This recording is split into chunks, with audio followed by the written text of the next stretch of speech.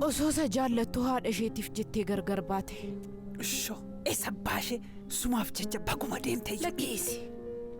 Maal na fayyade?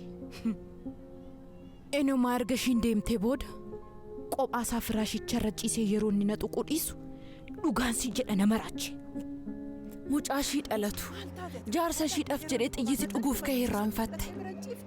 Haadha akkamiitiin qaba garuu ani kana booda hin dhaga'u.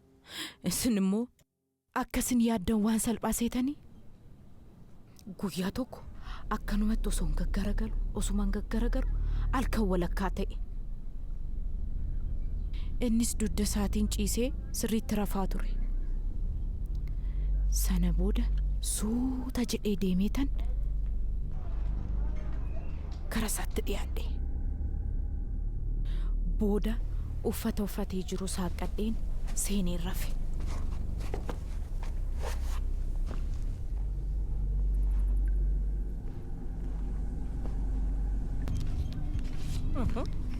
Isin immoo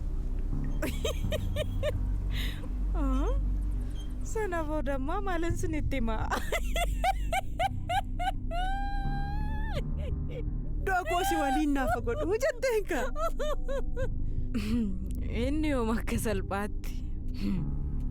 Kan akkasii yoo namarraan hin gahin giiftii koo? Ganama ani biyyi nagaadha jedhee yeroon ka'u anuma bira taa'ee jira. Uffadhuutii na waliin ka'inaan jedhe.